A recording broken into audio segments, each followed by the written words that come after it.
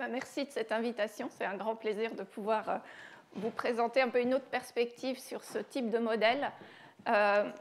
Donc, je vais d'abord commencer par une introduction pour vous situer un petit peu de quel type de système physique je vais parler, revenir sur le lien avec les processus d'exclusion, et ensuite je considérerai trois types d'applications: trafic routier, trafic piétonnier et transport intracellulaire. Donc, ce qui, en tant que physicienne, va m'intéresser en particulier dans ces divers systèmes de transport, c'est de comprendre comment on passe de comportement individuel au comportement collectif. Donc, ça va être vrai pour des molécules de fluide qui vont à grande échelle pouvoir former des structures comme des tornades. Mais évidemment, chaque molécule n'a aucune... alors là, on ne peut même pas parler de conscience, mais... disons que les règles, quand vous voyez les règles avec lesquelles interagissent les molécules, il est difficile comme ça de prévoir que ça peut donner à grande échelle un tourbillon, et pourtant c'est ce qui se passe. Mais de même, on voudrait savoir comment on passe d'une voiture individuelle à des écoulements collectifs, ou pour les piétons de même. Alors il y a toute une gamme de modèles pour tous ces systèmes qui ont été développés, certains qui vont vraiment regarder l'échelle microscopique, comment se comportent les individus et quelles sont leurs interactions. Et à l'autre bout, on va considérer ces systèmes comme des fluides. Donc le fluide voiture, on peut le voir comme un milieu continu, ou une foule également. Et on voudrait comprendre ces différentes échelles. Alors pour vous familiariser avec ces systèmes, on va commencer par regarder plutôt ce qui se passe à l'échelle macroscopique. Si on voit ces systèmes comme des fluides, comment est-ce que ça se passe ? Quand on a un fluide, alors les équations sont très connues, c'est les équations de Navier-Stokes, et ces équations sont basées sur des bases très solides qui sont des relations de conservation. Il y a une équation qui exprime la conservation de la masse et l'autre la conservation de la quantité de mouvement. Et comme on a deux équations et deux inconnues, la densité et la vitesse, même si les équations sont compliquées à résoudre, on a un cadre bien défini pour étudier le mouvement des fluides. Pour les voitures et les piétons, on a toujours deux inconnues, la densité et la vitesse, mais on n'a qu'une seule équation, la conservation de la masse. Les piétons ne disparaissent pas, ne se volatilisent pas, mais on n'a pas de conservation de la quantité de mouvement puisque ces éléments sont en contact avec le sol.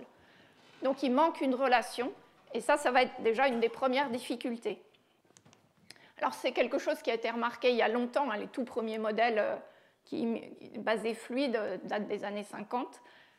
Et la chose la plus simple, c'est on a une première équation qui exprime la conservation de la masse, qui, comme je vous le dis, implique ces deux variables, densité, vitesse. Le plus simple, c'est de dire est-ce qu'on pourrait trouver une relation entre la vitesse et la densité. Alors pour trouver cette relation, il faut partir de ce qu'on arrive à observer sur les routes.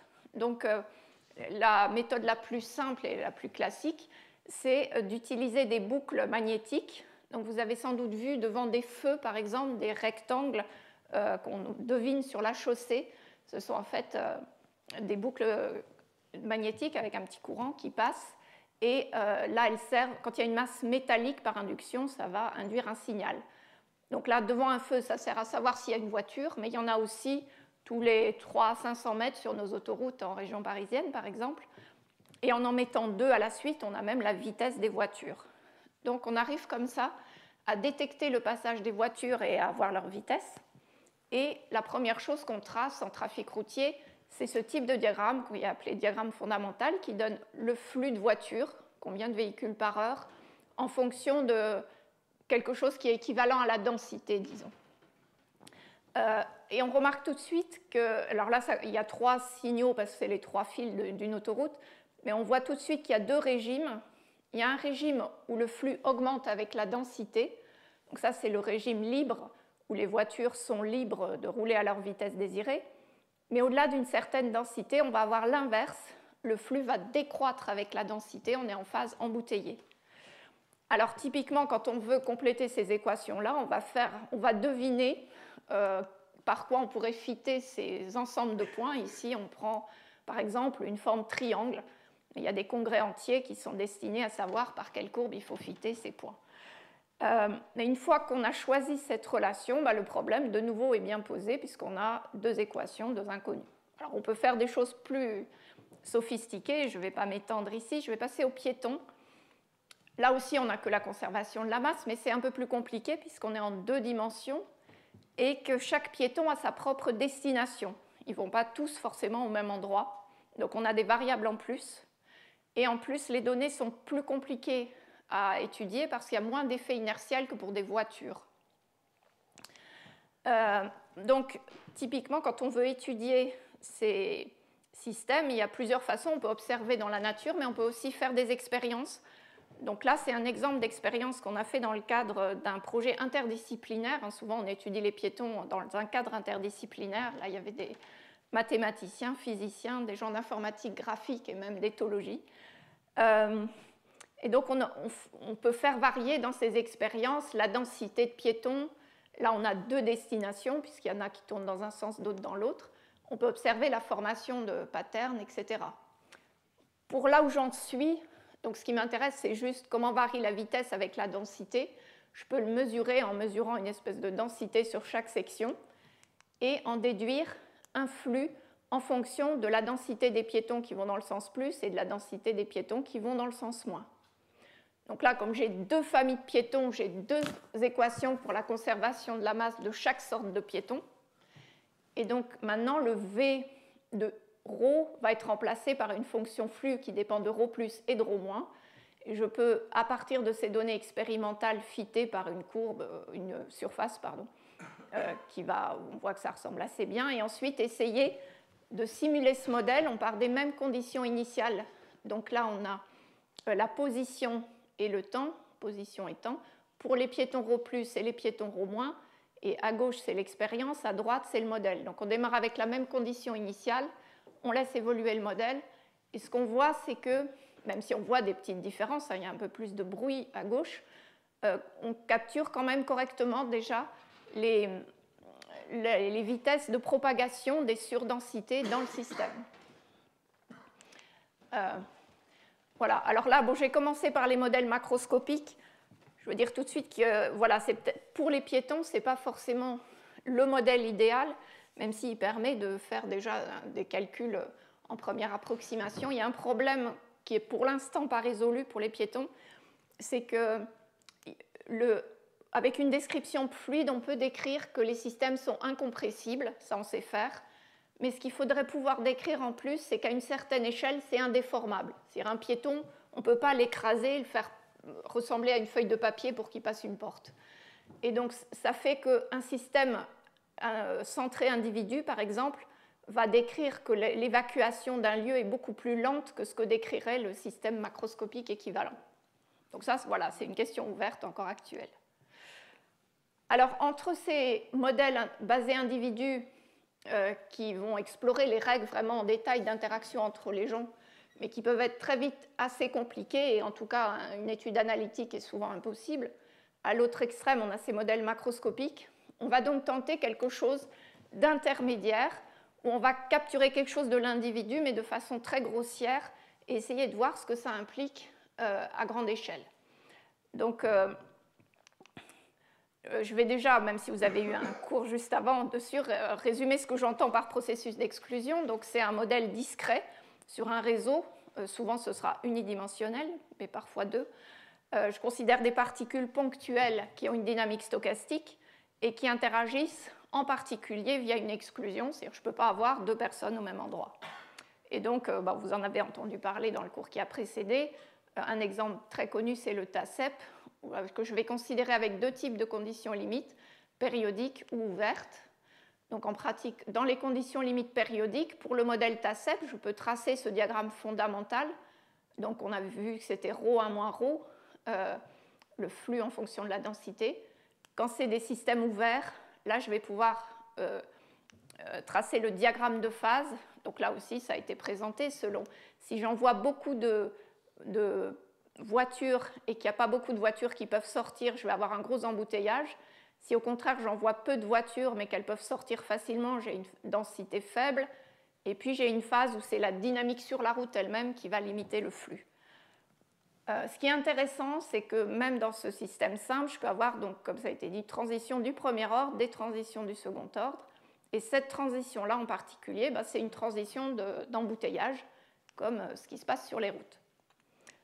Donc voilà, la question qu'on peut se poser, c'est quand même les processus d'exclusion, ça paraît des systèmes assez idéalisés, assez simples, est-ce que c'est pertinent pour le transport?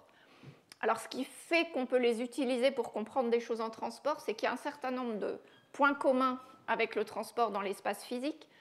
Il y a des contraintes géométriques, c'est-à-dire souvent on vit dans un espace à petite dimension, une ou deux, donc c'est plus difficile de se croiser qu'en 3 dimensions. Il faut partager l'espace, donc il va y avoir des interactions, et en particulier via l'exclusion. C'est des systèmes hors équilibre, où on a la conservation de la masse, mais il va falloir aussi décrire comment ça se passe avec les flux rentrants et sortants. Et puis, comme on l'a dit, dans ces systèmes, il y a des transitions d'embouteillage. Alors maintenant, il faut que j'aborde un point qui est un peu technique, mais qui va être important pour mes applications, c'est les procédures de mise à jour. C'est-à-dire que quand on vous présente ça, on vous présente la géométrie du système, les règles d'évolution, mais en fait, un autre ingrédient qui est très important, c'est comment je mets à jour le système. Alors, dans le cours qui a précédé, ce qui était implicitement sous-entendu, c'est qu'on se plaçait en temps continu, où les événements se passent avec un certain taux, ou ce qui est souvent, informatiquement, on aime mieux des temps discrets, ce qui va être le plus près de cette dynamique en temps continu, ça va être une mise à jour séquentielle aléatoire, où on va choisir au hasard un lien. S'il y a une particule à gauche et pas à droite, on va la faire avancer avec une probabilité qui va dépendre du petit dt. Et puis, si on tire le lien d'entrée, ça va être proportionnel à alpha. Si on tire le lien de sortie, la probabilité va être proportionnelle à bêta. Et donc ça donne quelque chose qui est très proche d'une dynamique en temps continu si le petit pas est très petit. Mais cette dynamique, ce qu'elle dit, c'est que je peux par exemple choisir cette particule 3 fois de suite, lui faire 3 pas, et puis ignorer celle-là pendant un temps très long.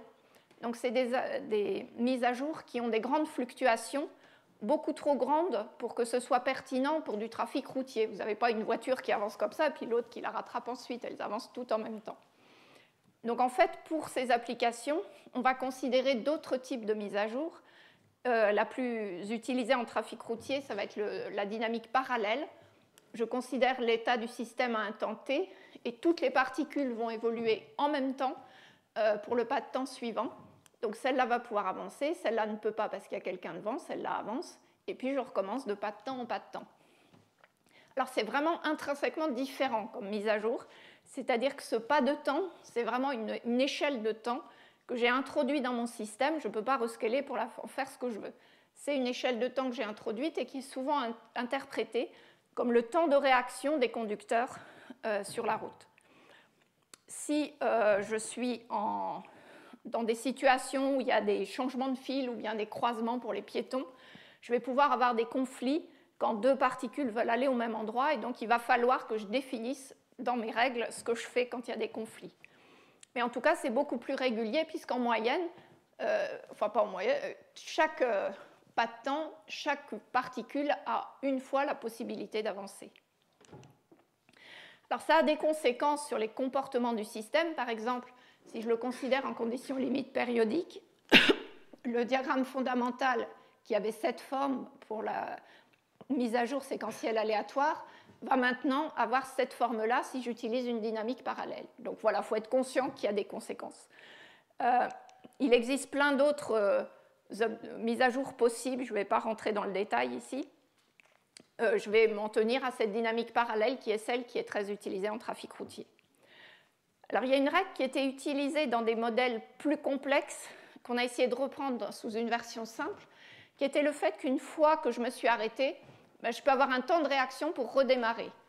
Donc là, ça va être traduit dans un modèle TACEP par le fait que si la voiture, au pas de temps précédent, a avancé, je vais la colorier en vert, si elle a été bloquée, elle va devenir rouge. Et une fois qu'elle est rouge, au pas de temps d'après, elle a une probabilité plus faible d'avancer. Donc ça dit qu'une fois que je me suis arrêtée, je vais avoir une probabilité plus faible d'avancer.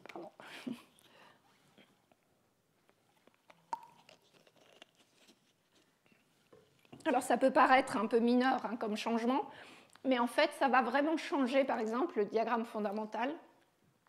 Donc je passe de cette forme triangulaire à une forme un peu différente. Pardon. qu'elle a de très particulier, c'est que pour une certaine gamme de densité, je peux avoir deux régimes de trafic. Je peux être en régime embouteillé ou en régime libre pour les mêmes densités. Et c'est des systèmes qui vont présenter aussi de l'hystérésis, c'est-à-dire si j'augmente peu à peu la densité, au départ je vais monter sur cette branche, mais si je tombe en bas, je ne peux pas remonter direct. Il faut que la densité rebaisse par là pour pouvoir remonter sur cette branche. Donc ça explique aussi pourquoi sur la route, il faut éviter de former les bouchons, parce qu'une fois qu'ils sont formés, ça va être beaucoup plus difficile de les dissoudre. Donc on voit parfois ces consignes rouler à 60 à l'heure ou des choses comme ça pour essayer que le flux soit le plus régulier possible et qu'on reste sur cette branche-là même si on a des densités déjà élevées. Alors ça, bon, c'est des beaux diagrammes fondamentaux tels qu'on peut les calculer avec l'ordinateur, mais comme je vous l'ai dit, en pratique, on mesure les choses avec des boucles et on a des ensembles de points. On calcule le nombre de voitures qui passent pendant 5 minutes, hop, ça fait un point. Alors on peut, dans les simulations, mettre des boucles magnétiques aussi, reproduire cette procédure. Et à ce moment-là, le système avec le temps de réaction donne ce diagramme-là qui correspond pas mal à celui-là. Alors évidemment, mon modèle il est hyper simple, hein, il n'est pas question de dire que c'est un modèle réaliste, mais ça veut dire qu'un modèle très simple, en fait, parce qu'il a les bons ingrédients, peut déjà capturer un certain nombre de choses qu'on observe sur le vrai trafic. Ici, il faut que le modèle soit stochastique, et donc il montre qu'il y a cette métastabilité. Il peut y avoir d'autres causes à cette métastabilité, mais nous ce qu'on montre c'est qu'un temps de réaction peut suffire à l'expliquer. Si je regarde le diagramme spatio-temporel, donc ça c'est l'espace et le temps, je vois qu'à la sortie il se nuclée des petits bouchons et que toujours avec ce modèle avec temps de réaction, les bouchons vont nucléer et être de plus en plus gros quand on remonte l'écoulement. Donc là, c'est des données réelles où, pareil, on a une entrée d'autoroute qui génère des perturbations. Et de même, si je remonte l'écoulement, je vois que là, il y a plein de petits bouchons et puis ils grossissent et il y en a de moins en moins. Donc on a l'air d'observer aussi ce type de coalescence de bouchons également dans les systèmes réels. Alors après, il existe des modèles beaucoup plus compliqués pour appliquer au trafic, où les voitures vont pouvoir sauter de plus d'une case. Ça, c'est vraiment le modèle le plus simple qui a été proposé au départ, mais il y a eu beaucoup d'améliorations, des capacités de freinage finies, de l'anticipation, etc. Mais il est important de mettre cette règle qu'on a une probabilité plus faible de démarrer quand on s'est arrêté pour avoir la métastabilité. Et il y a quelques systèmes qui utilisent ces méthodes. Ça, c'est en Allemagne, une région qui prédit, vous avez sur Internet la prédiction de trafic, et le modèle qui est derrière, c'est un modèle d'automate cellulaire. Voilà. Alors, je vais passer aux piétons. Donc, on peut se demander pourquoi on étudie les piétons. Ce qui vient souvent à l'esprit, c'est qu'on veut pouvoir dimensionner des bâtiments ou des stades et tout ça, ou des gares, pour que ça se passe bien, soit en fonctionnement normal, qui est un écoulement fluide, soit pouvoir faire face à des évacuations d'urgence. En fait, une très grosse autre application des modèles de piétons, ce sont les jeux vidéo et les films. Il y a des logiciels qui sont utilisés pour calculer les déplacements de foules ou de tout ce que vous voulez qui se déplace en masse. Alors, toujours, là je vous représente encore ces expériences que je vous avais montrées qu'on a fait dans le cadre d'un projet interdisciplinaire. Nous, ce qu'on voulait comprendre, c'est la formation de structures dans ces systèmes. Que les piétons ne décident pas, mais que finalement leurs interactions vont donner naissance à des structures. Donc là, c'est la plus simple. Dans un couloir bidirectionnel, il va se former des voies de circulation. Donc là, c'est la condition initiale. Et après quelques pas de temps, on voit très bien qu'on forme 2 voies, et parfois 4, parfois 3. Donc c'est aussi il y a des transitions entre différents modes d'organisation. Quand on a des intersections entre 2 flux perpendiculaires, alors si les piétons vont tous dans le même sens, ça va donner des structures en diagonale, et c'est de ça que je vais parler. Mais si c'était bidirectionnel, on observe la formation de ronds-points. Enfin, donc il y a un certain nombre comme ça de choses qui sont connues, de formation de structures spontanées dans les écoulements de piétons. Alors là, donc, je vous disais, c'est quand on a 2 flux perpendiculaires, on peut former des diagonales. Il n'y a pas eu d'études très systématiques, mais c'est observé, là c'est dans des expériences, on voit le champ de densité, on devine un peu des structures plutôt diagonales comme ça. Dans les simulations, ça se voit un peu mieux. Là, on voit l'intersection. Encore un autre cas, là, je vais vous montrer celle-ci. On voit, voilà, on voit un petit peu qu'il se forment des diagonales au moment où les flux de piétons se croisent. J'avais des étudiants qui avaient fait un projet. Ah non, ils n'ont pas vu. Voilà, donc on les voit arriver. Alors, c'est un peu court. Ce qu'on voit, c'est qu'à cette zone, c'est désordonné. Puis quand ils sortent ici, ils sont plus en diagonale. Ici, je ne sais pas si vous avez le temps de le voir. Enfin, voilà une image qui montre un petit peu ces structures. Donc voilà, on a essayé d'étudier ce phénomène sur un système très très simplifié où on va considérer les flux de piétons, on va les représenter comme des processus d'exclusion. Donc on dessine des couloirs avec des voies. Les piétons sont des particules qui sautent de case en case. On ne considère pas de changement de voie. Et on va considérer des densités suffisamment faibles pour qu'on soit en dessous de la transition d'embouteillage. Donc on va appeler les particules qui vont vers l'est les bleus et les particules qui vont vers le nord en jaune. Alors comme je vous le disais, il faut à chaque fois qu'on définit un automate cellulaire, il faut dire non seulement la géométrie et les règles, mais aussi quel type de mise à jour on utilise. Donc là, quand on est en 2D, la dynamique parallèle engendre des conflits. Donc là, on a pris des choses qui nous évitaient les conflits. Donc parallèle alterné, ça veut dire qu'on va faire avancer en parallèle tous les piétons qui vont vers la droite et ensuite en parallèle tous ceux qui vont vers le nord et on recommence. Et puis un autre type d'update, parce qu'on voulait voir si c'était robuste, c'est de dire à chaque pas de temps, on va mettre à jour chaque particule une fois, mais on va le faire dans l'ordre d'un numéro qu'ils ont sur leur dossard. Donc on tire au départ les dossards et ensuite on met à jour selon c'est un désordre gelé si vous voulez. Donc si je fais cette simulation, ici je montre que l'intersection, on voit ces structures diagonales qui se forment. Alors vous pouvez peut-être être étonné par la taille des intersections, elles sont grandes parce qu'on a besoin d'être à faible densité pour ne pas avoir d'embouteillage. En fait, ce qui compte, le nombre important, c'est le nombre de rencontres que va faire une particule en traversant l'intersection. Ça, c'est la taille de l'intersection fois la densité. Donc dans des vrais flux de piétons, ρ serait plus grand et m plus petit. Mais là, on a ρ faible et m grand. Bon, alors si vous regardez, souvent, on voit à l'œil assez bien que ce n'est pas tout à fait des diagonales. On voit un peu un triangle en haut qui est plus bleu, un triangle en bas qui est plus orange. Et puis ici, surtout, on le voit, il y a une espèce de cassure au milieu qui engendre deux familles diagonales. Donc si j'exagère un petit peu, ça fait plutôt une forme de chevron. Si j'ai des conditions limites périodiques, par contre, j'ai des diagonales parfaites. Donc c'est vraiment lié aux conditions d'entrée. Donc conditions limites périodiques, j'ai les diagonales. Ouvertes, j'ai les chevrons. Si je fais périodique et ouvert mixte, je vais avoir une des formes de diagonale penchée par rapport aux 45 degrés. Donc là aussi, on va faire ce qui se fait classiquement. La première chose qu'on fait, c'est une théorie de champ moyen. Donc on va remplacer le fait qu'une particule soit ou ne soit pas dans un site par la moyenne correspondante, une densité. On va dire qu'il n'y a pas de corrélation entre particules voisines, on peut factoriser ces termes-là. Et puis on va négliger les interactions entre particules de même type, ce qui revient à dire qu'on est à faible densité. Et une fois qu'on a ce modèle qui présente aussi ces mêmes diagonales, on va pouvoir faire une analyse de stabilité linéaire et on trouve que cette analyse de stabilité prédit qu'il y a effectivement des diagonales qui doivent se former. On peut le faire aussi en conditions limites ouvertes, le calcul est beaucoup plus compliqué mais ça se fait, et on reprouve qu'il y a des diagonales qui vont se former, mais on ne voit pas trace des chevrons, du fait que ces diagonales sont cassées, donc ça c'est vraiment un effet non linéaire. Alors, on voudrait comprendre par quel mécanisme microscopique ça se produit.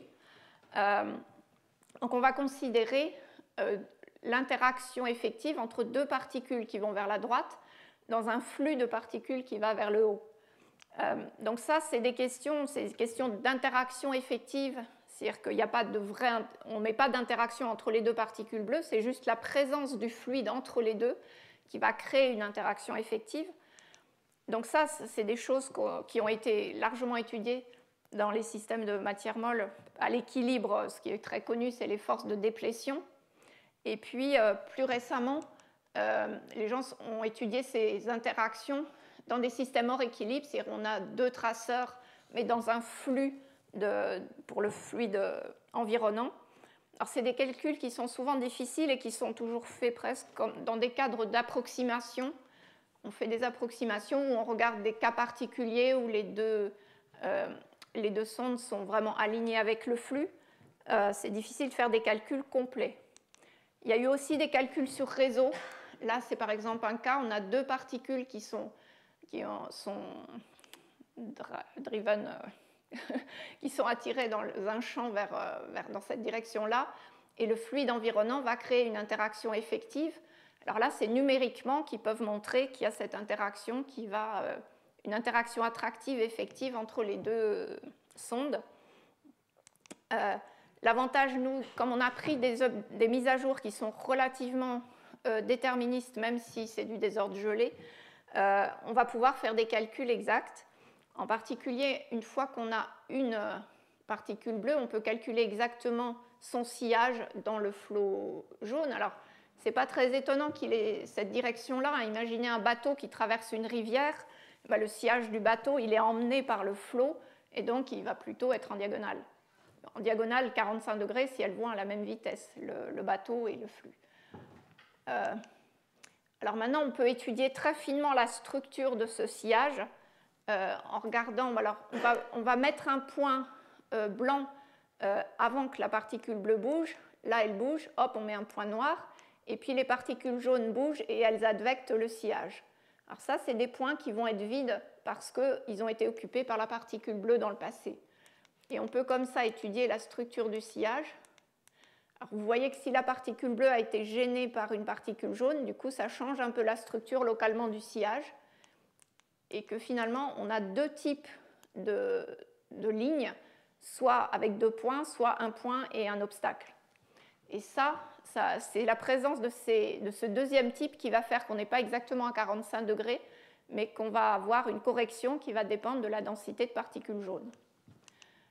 Alors si on met une deuxième particule là-dedans, sachant qu'on a deux types de lignes, on a trois possibilités pour mettre la deuxième particule bleue. Et ensuite, on peut calculer toutes les transitions entre ces différents états et calculer au bout de combien de temps la particule bleue va sortir du sillage.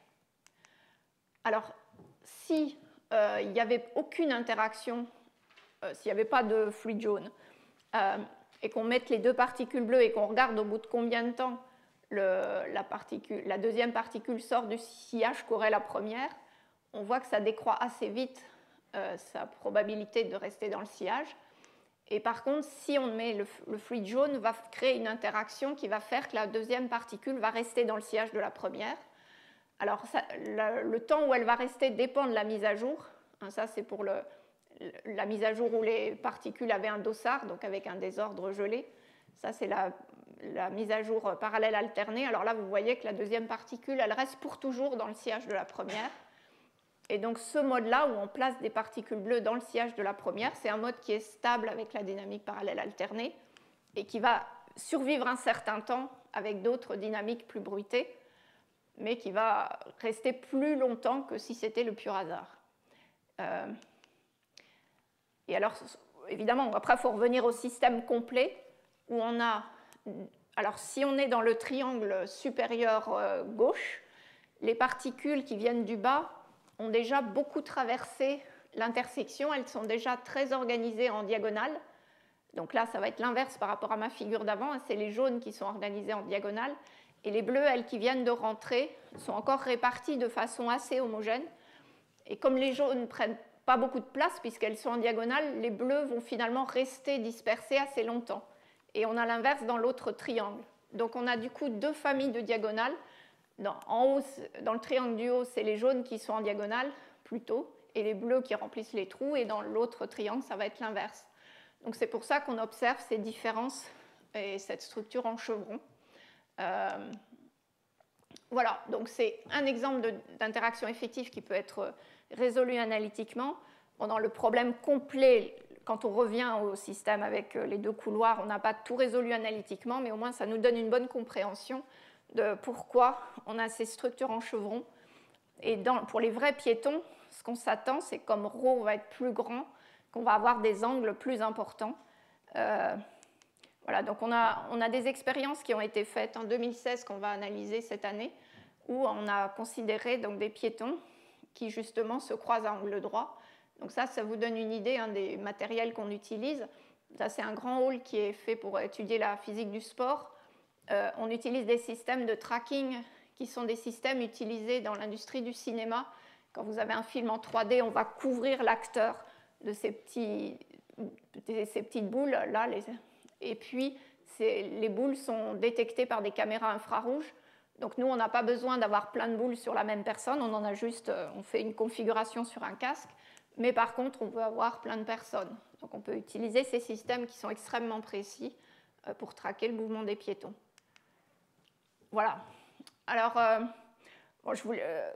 comme je vous avais présenté les modèles macro et les modèles intermédiaires, disons, mais très simplifiés, basés automates cellulaires, je voulais aussi vous représenter un petit peu les modèles microscopiques qui sont utilisés pour modéliser les piétons. Donc, les premières générations sont venues plutôt de l'informatique graphique pour faire les premières simulations de vol d'oiseaux, de mouvements de poissons en groupe. Après, il y a eu des modèles proposés plus par les physiciens qui ont dit on va faire un modèle mécanique, mais où les forces seront des forces sociales. Donc, selon la position de deux piétons, il va y avoir une force sociale entre eux qui va faire qu'ils évitent de se rentrer dedans, etc., et qui vont être attirés par leur destination. Alors, c'est des modèles qui ont un gros problème, qui est la combinaison des interactions. C'est-à-dire que si vous avez deux piétons, la présence du piéton rouge va exercer une certaine force sur le piéton bleu, et c'est des modèles qui disent s'il y a deux particules rouges, ça double la force. Mais vous savez par expérience qu'éviter ces deux piétons ou celui-là, c'est à peu près la même chose. Donc ça ne peut pas doubler la force en fait. Donc ça, c'est un problème intrinsèque à ces modèles basés force. Il y a eu des modèles d'automates cellulaires qui transforment une interaction à plus proche voisin en interaction à longue portée en imaginant que les piétons laissent des espèces de phéromones derrière eux et que donc ça crée un champ qui va influencer le mouvement des piétons qui suivent. Alors, j'ai mis isotropie problème, il n'y en a pas toujours, mais c'est un problème, il faut y être attentif, et les gens qui les utilisent n'y sont pas toujours assez sur le fait qu'il faut veiller à l'isotropie des modèles, et autant pour un fluide, on sait exactement ce qu'il faut faire pour que le modèle soit isotrope, c'est un peu plus compliqué pour un modèle piéton. Mais les modèles les plus prometteurs à l'échelle microscopique, c'est une nouvelle génération qui est apparue dans les années 2008-2010, qui sont des modèles basés vitesse. Donc on va regarder pour un piéton donné, il peut prendre toutes les vitesses dans le cône violet, parce que c'est en gros son champ de vision, mais la présence d'un autre piéton bleu, donc on peut prévoir que le piéton bleu va traverser une zone devant lui, et ça va lui interdire un certain nombre de vitesses. Et là, la combinaison des interactions est très facile à faire, parce qu'un piéton, ça fait un cylindre, qui va interdire des vitesses. Si vous avez deux piétons, c'est un autre cylindre. Trois piétons, c'est un troisième cylindre, mais vous allez toujours ensuite chercher la vitesse. Dans cet ensemble des vitesses qui vous restent, cherchez la vitesse qui est la meilleure pour vous. Alors après, il y a des petites variantes, je vais passer. Et puis, il y a en plus un essai parce qu'en fait, moi, piéton, je vais utiliser mon information visuelle pour me déplacer, et un processus cognitif pour décider ce que je fais. Donc en gros, il y a deux types de signaux. Il y a le mouvement, je vais voir le mouvement du piéton dans mon image, c'est l'angle sous lequel je le vois qui va changer. Et puis, il y a aussi sa taille, il va grossir, et là, je sais qu'il se rapproche de moi. Et donc, il y a des modèles qui essayent de modéliser ces deux types d'informations pour définir la navigation du piéton. Voilà, alors je vais passer à ma dernière partie pour passer vraiment à un système assez différent. Donc je ne sais pas si vous êtes tous familiers, en tout cas dans les cellules, nos cellules sont très organisées, il y a plusieurs parties, domaines dans les cellules qui correspondent à des fonctions différentes, et on peut voir une cellule un peu comme une ville où il y a un besoin de produire de l'énergie, produire du matériau, supprimer les déchets, s'étendre et puis échanger avec l'extérieur. Et donc, pour relier ces différents endroits qui correspondent à différentes fonctions, il faut des routes. C'est encore plus vrai dans les neurones qui peuvent être très longs. Dans le corps humain, le plus long, il fait 1 mètre, donc c'est vous dire. Et c'est tout petit en largeur et c'est très encombré. Là, on voit une coupe dans l'axone. C'est très encombré par des filaments, des organelles diverses. Et donc, il y a vraiment besoin d'un système de transport efficace. Alors, les systèmes de transport, essentiellement, il y en a 2. Donc là, c'est le noyau en bleu. En vert, vous avez un réseau radial de microtubules. Donc, c'est des polymères assez rigides qui sont des petits tubes. Et puis, le long des parois, il y a un autre réseau avec des filaments beaucoup plus souples. Mais je vais parler surtout du réseau vert, donc avec ces cylindres. Et sur ces cylindres, on a des molécules qui ont un peu des jambes et qui marchent. Alors, elles vont consommer de l'ATP, c'est une molécule d'ATP qui va venir se fixer.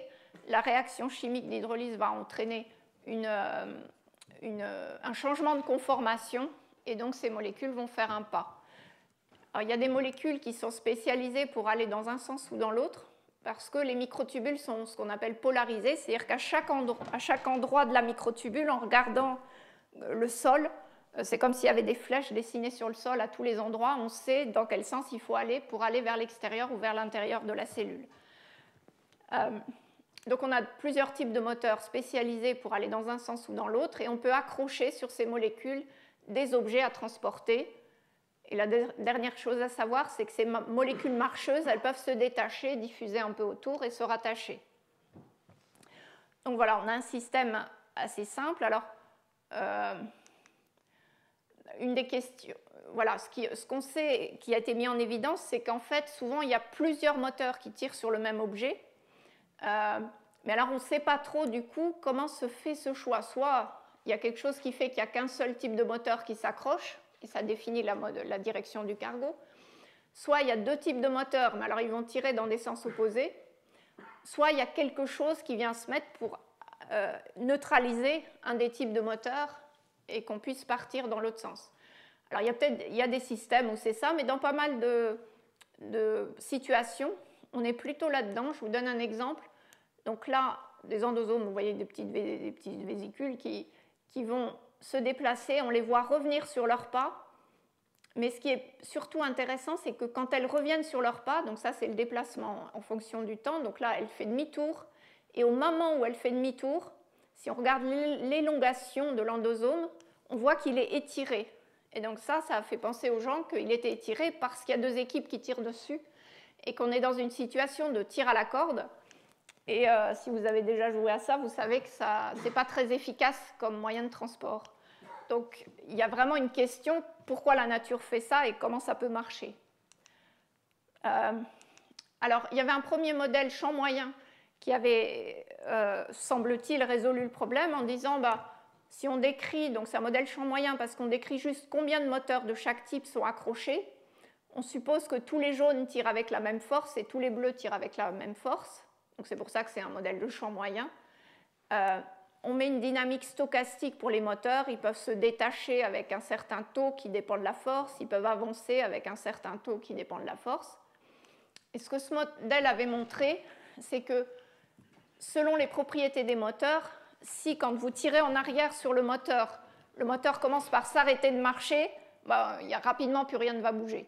Mais si le moteur, quand vous tirez dessus, il se détache avant de s'arrêter, si les moteurs ont cette propriété, alors, juste par fluctuation, il y a une des équipes qui arrive à détacher l'autre, et ça peut expliquer qu'on ait finalement du transport assez efficace.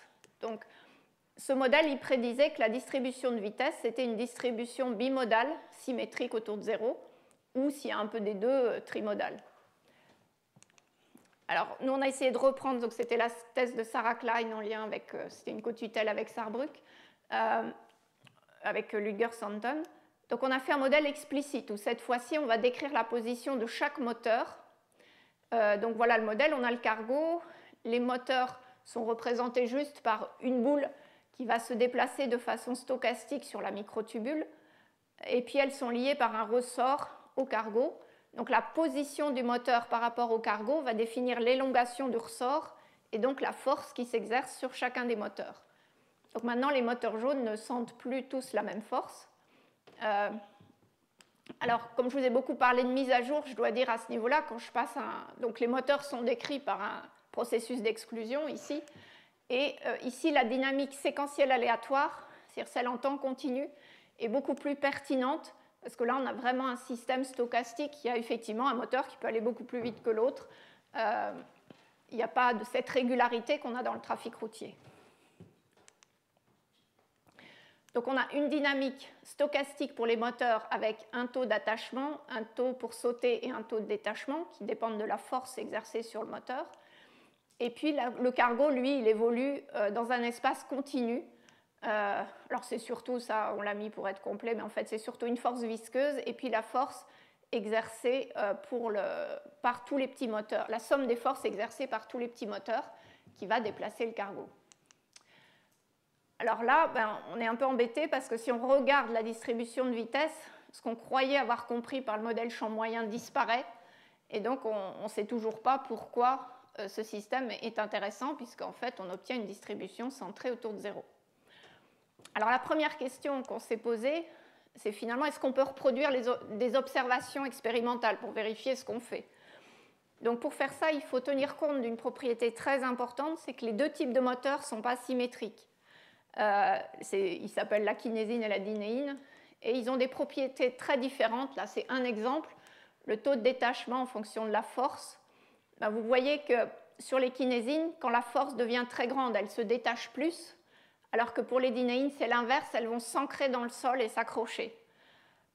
Mais elles réagissent également différemment par rapport à la quantité d'énergie qu'on leur fournit. Et donc voilà, on met ça dans le modèle.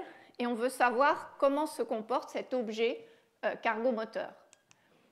Alors, une des choses qui est mesurée dans les expériences, c'est le mean square displacement. Donc, pour rappel, si c'était balistique, on aurait un exposant 2.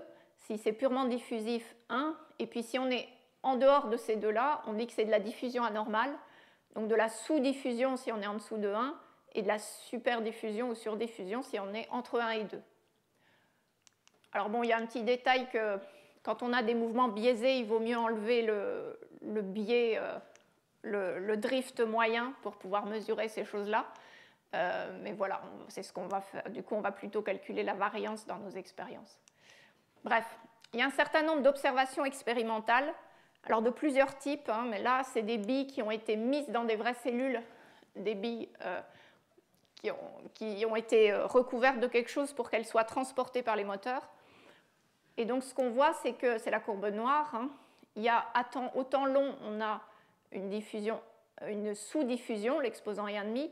Et par contre, aux échelles de temps en dessous d'une à 10 secondes, on va avoir de la superdiffusion. Alors ça, c'est une autre expérience. On écrase des œufs et on fait une espèce de soupe. Et on met de nouveau des billes qui sont recouvertes de quelque chose qui va faire qu'elles sont prises en charge par les moteurs qui marchent sur les microtubules. Si on met dans la soupe des microtubules et de l'actine, on observe la superdiffusion. Si on n'a que la microtubule, on observe la superdiffusion. Mais si on n'a que l'actine, c'est de la sous-diffusion. Donc on va dire que le mouvement par les moteurs le long de la microtubule, ça crée de la superdiffusion. Et par contre, l'actine, c'est plutôt des obstacles, ça va empêcher la diffusion, c'est de la sous-diffusion. S'il n'y a pas de filament, on observe de la diffusion comme on s'attend.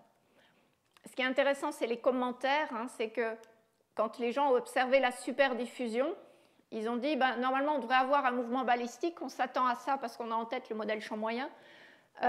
Donc, il doit y avoir quelque chose qui empêche ce mouvement balistique et on n'a que de la superdiffusion. Ça, c'est d'autres expériences. Donc, on observe de nouveau la superdiffusion ici. Vous voyez l'échelle, c'est des millisecondes. Là, donc, la transition qu'on voyait avant, elle est ici, superdiffusion. Et là, ils vont plus bas, on voit qu'en dessous de la milliseconde, de quelques millisecondes, on passe en sous-diffusion. Donc, en gros, là, ce que nous disent les expériences, c'est sous-diffusion jusqu'à quelques millisecondes, superdiffusion jusqu'à quelques secondes, et ensuite, ça dépend, il y a des effets de réseau, donc ça peut être diffusion ou sous-diffusion. Il peut y avoir les deux. De nouveau, on peut regarder ce qu'ils disent. C'est-à-dire cette superdiffusion gêne vraiment les gens. Ils disent que ça remet en cause le modèle cargo moteur et il faut un nouvel ingrédient. Là, ils invoquent les mouvements que les microtubules elles-mêmes pourraient être transportés. Alors, il y a beaucoup de choses qui peuvent donner de la sous-diffusion ou de la superdiffusion. Un mouvement balistique sur un réseau complexe peut donner de la superdiffusion. Mais là, on est à des échelles de temps où les cargos n'ont pas le temps de changer de microtubule. On n'est pas dans ce régime-là. Donc nous, on a essayé de le simuler avec ce modèle explicite que je vous avais présenté. Donc là, ce qu'on observe quand on simule ce modèle, eh bien déjà, première bonne nouvelle, on observe à grand temps de la diffusion, ça on s'y attend, mais quand il y a un crossover autour de la seconde vers un régime de superdiffusion, avec un exposant qui dépend un peu des paramètres du système. Donc déjà, on peut retrouver la superdiffusion sans ingrédient extérieur, juste par la dynamique spontanée du complexe qu'on a fabriqué. Ensuite, si je mets les fluctuations thermiques et que je vais voir à des échelles de temps beaucoup plus petites, eh bien, autour de la dizaine de millisecondes ici, je vais avoir une transition de nouveau entre la superdiffusion et la sous-diffusion. Parce que là, je suis vraiment dans des échelles de temps où les moteurs n'ont pas eu le temps de bouger. Donc j'ai juste le mouvement du cargo sous l'effet des fluctuations thermiques. Il est prisonnier de tous ces petits ressorts qui sont fixes. Et ça me donne de la sous-diffusion. Et puis quand je passe à des échelles de temps où les moteurs ont le temps de marcher, et bien là, je vais avoir de la superdiffusion, une espèce de persistance dans le mouvement de ce cargo. Voilà, donc ça, c'était un premier phénomène qui était observé et qu'on a pu expliquer. Ils observaient aussi dans les trajectoires de cargo des relaxations exponentielles qui faisaient penser qu'on relâche de l'énergie élastique. Et là aussi, c'était pas bien. Enfin, les gens ont suggéré, c'est possible d'ailleurs qu'il y ait cet effet, que ça pouvait être les microtubules elles-mêmes qui se tordent et qui restituent leur énergie élastique. Mais en fait, dans notre système, on a retrouvé les mêmes relaxations. Et là aussi, on pense que c'est l'énergie élastique qui est emmagasinée dans les ressorts eux-mêmes, c'est-à-dire au niveau des moteurs eux-mêmes, qui peuvent suffire à expliquer ces relaxations exponentielles. Donc voilà, on a reproduit quelques faits expérimentaux, mais on n'a toujours pas compris pourquoi la nature a choisi ce mode de transport. Donc il y en a deux. Il y en a un qui est que quand il y a des obstacles, le fait d'avoir de la superdiffusion, c'est-à-dire d'avoir un mouvement un peu plus persistant, va aider à passer au-dessus des obstacles. Donc prenons un cas où il n'y a pas d'obstacle, donc c'est le cas A, où j'ai la même viscosité partout. Et j'imagine que la diffusion est plus efficace pour passer en dehors de l'obstacle que par mon système complet, mon complexe. Et puis je crée des barrières en augmentant dans certaines zones la viscosité. Et je veux savoir combien de temps il faut pour sortir. Et là, si j'augmente la hauteur des barrières, je vois qu'à un certain moment, les deux courbes vont se croiser. C'est la verte qui va être au-dessus de la bleue, donc la diffusion va mettre plus de temps à sortir. Donc dans un environnement encombré, ça peut être plus favorable d'avoir cette dynamique de complexe. L'autre chose, c'est, comme je vous ai dit, les deux familles de moteurs ne réagissent pas pareil. Et donc, en changeant un seul paramètre extérieur, en fait, comme les deux équipes ne réagissent pas pareil, on peut changer l'équilibre entre les équipes. Donc, par exemple, ici, c'est un cas, on donne plus d'énergie. Donc, spontanément, on dirait si je donne plus d'énergie, le cargo va aller plus vite. En fait, ce n'est pas ce qui se passe. Là, quand j'augmente l'énergie, le cargo allait vers la droite et dans un premier temps, sa vitesse va se réduire et va même s'inverser, il va partir dans l'autre sens et seulement après, il va se remettre à accélérer. Simplement parce que les deux familles de moteurs ne profitent pas de la même façon de cette augmentation de l'énergie et ça va changer mon équilibre entre les équipes. On peut le faire aussi pour la viscosité. Pareil, on pourrait penser qu'une augmentation de la viscosité va ralentir le cargo. Là, c'est même encore, je trouve, un peu plus surprenant. En augmentant la viscosité, on peut accélérer le cargo, simplement parce qu'il y a des moteurs qui tiennent moins bien quand on leur tire dessus. Et donc, on va de nouveau changer l'équilibre entre les deux familles de moteurs. Et donc, là aussi, on peut... Alors ça, c'est le déplacement en fonction de la viscosité. Donc, il y a certains régimes où on va freiner le cargo en baissant la viscosité. on peut aussi avoir des cas où il change de direction. Ça peut être intéressant dans une cellule. Vous arrivez sur une zone encombrée, votre viscosité effective augmente et hop, ça fait changer votre direction. En tout cas, donc nous, notre hypothèse, c'est que si la nature utilise ces complexes, c'est parce qu'ils sont très contrôlables. Avec un seul paramètre, finalement, vous pouvez maîtriser de façon assez fine le comportement de votre cargo. Voilà. Alors maintenant, ce qu'il faudrait, c'est contrôler ces hypothèses avec des manips in vitro. Donc là, il y a des collaborations en cours pour essayer de tester ça. Maintenant, on sait faire ça in vitro, ça date de 3-4 ans. Donc, on va essayer de voir ce qu'on peut tester dans des systèmes plus propres qu'une cellule où on n'est jamais à 100% sûr de ce qu'on mesure. Et le dernier petit mystère que je voulais vous exposer, auquel on s'est attaqué aussi par ces processus d'exclusion, c'est le fait que, voilà, là je passe à une autre échelle. Hein. Chaque point maintenant va représenter un cargo avec ses moteurs, un complexe. Et donc, dans une cellule, donc, ces complexes vont avancer, se détacher, diffuser autour, se rattacher. Alors, là, on suppose que quand ils se détachent, ils peuvent diffuser très loin, se rattacher. Donc, on est plutôt dans une situation où on aurait un seul type de cargo et on serait in vitro, donc avec beaucoup de place autour. À ce moment-là, il y a des modèles qui ont été proposés par Klump et Lipowski en particulier, où donc on modélise comme ça le mouvement sur la microtubule par un processus d'exclusion, mais en rajoutant des règles où on se détache et on s'attache. Et ça a permis d'expliquer des observations expérimentales où on voyait des bouchons se former à une extrémité de la microtubule. Donc ça marche pas mal, avec cette fois-ci un choc qui est localisé, c'est-à-dire qui reste à une position fixe. On n'est pas dans le cas de ce qui a été présenté en cours où il y a un choc qui se déplace tout le temps. Là, on arrive à localiser le choc et c'est prédit par le modèle. Mais quand on veut aller in vivo, on est obligé de tenir compte du fait que d'une part, c'est très encombré, il n'y a pas de diffusion infinie, on ne peut pas aller très loin par diffusion, et d'autre part, qu'il y a des cargos qui veulent aller dans les deux sens. Donc pour modéliser ça, on peut avoir deux types de cargos, là on a les ronds et les triangles, donc les ronds vont dans un sens, les triangles dans l'autre.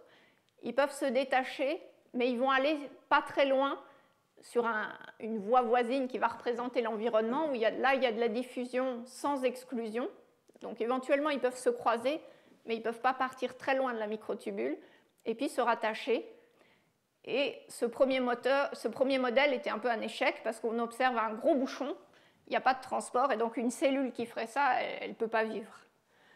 Et si on essaye de dire, oui, il y a plusieurs filaments parallèles, on peut rajouter il y a un bouchon, c'est assez robuste. Et puis plus le système est gros, plus le bouchon est gros et il n'y a pas de trafic. Alors là, il y avait un autre ingrédient qu'on a essayé de prendre en compte. Les microtubules, les routes elles-mêmes, elles ont une dynamique, elles aussi. Donc je vous montre par exemple là, c'est de la levure. On voit, je ne sais pas si vous voyez, c'est petit, hein, je vous le remets. On voit les microtubules en blanc qui se dépolymérisent et repolymérisent. Et en bas, c'est un neurone. Alors on ne voit que le moment où elle polymérise, on ne voit pas la dépolymérisation, mais vous voyez qu'il y a une dynamique assez importante. Et en plus, toutes les microtubules sont dans le même sens. On a voilà, une dynamique comme ça. Et ça se fait sur des échelles de temps qui sont les mêmes que celles de la formation des embouteillages. Donc on s'est dit qu'il peut y avoir un couplage entre les deux. Alors là aussi, on a pris un modèle d'exclusion très simple. On a repris le modèle précédent qui ne marchait pas. Et on a dit on va rajouter une destruction de la route. Alors avec un certain taux, on peut supprimer un lien, et puis avec un autre taux, on va le reconstruire. Donc c'est vraiment une vision très basique de la dynamique du réseau de microtubules, mais vue à très grande échelle. C'était plutôt pour une démonstration de principe. Et là, ce qu'on observe, c'est qu'effectivement, on arrive à dissoudre dynamiquement l'embouteillage. Donc pour le résumer, si je prends le flux de particules plus, par exemple, en fonction du taux de dépolymérisation, donc quand le réseau est statique ici, j'ai un bouchon et le flux tend vers 0 quand la taille du système augmente. Donc ça, c'est très mauvais, on ne voit pas comment ça peut marcher. Mais si le réseau sous-jacent devient suffisamment actif, il y a un moment une transition où je vais empêcher dynamiquement la formation des bouchons. Évidemment, si je détruis trop la route, ça va rebaisser très loin. Donc il y a un optimum quelque part au milieu. Donc voilà, ça c'était de nouveau une hypothèse basée sur ces simulations de processus d'exclusion. Alors il se trouve que pendant la thèse de l'étudiant en question, il y a eu des expériences où les gens ont pris des axones. Alors il y avait en haut, c'est un axone normal, et en bas, c'est un axone où on met un médicament qui va bloquer la dynamique des microtubules. Alors dans l'axone qui marche bien, on a donc la dynamique des microtubules, et puis en bas, c'est le mouvement d'un certain type de vésicule qui se passe bien. Bon, voilà. Et ensuite, si on bloque la dynamique des microtubules, en haut, au même moment, on observe que le transport ne marche plus. Alors, bon, le fait que ça se produise en même temps ne veut pas dire que l'un est la cause de l'autre. Il y a des phénomènes assez compliqués qui se passent. Mais disons que ça va dans le sens d'un faisceau de présomption pour dire qu'il y a sans doute une connexion entre ces dynamiques de microtubules et le transport. Voilà. Non, c'est pas ça que je voulais faire. Voilà.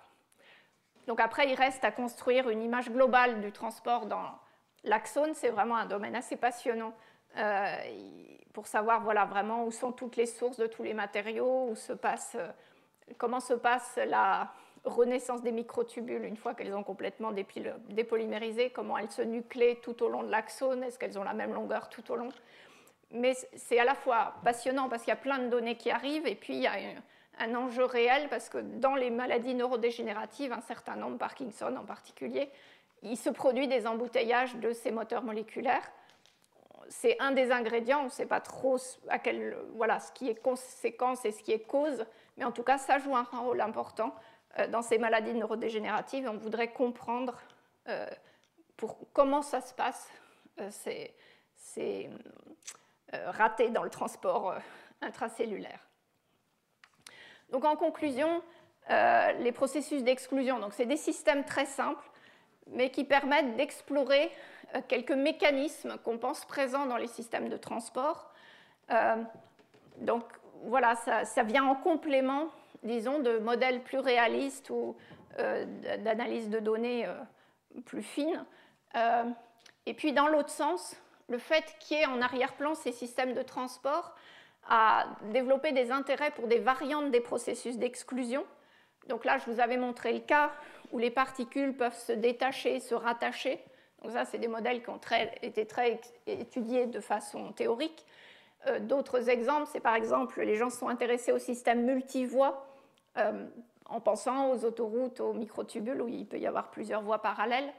Voilà, il y a un certain nombre comme ça de variantes qui ont été développées avec une application en tête. Et donc la partie théorique avance avec les applications l'un avec l'autre. Voilà, et je vous remercie pour votre attention.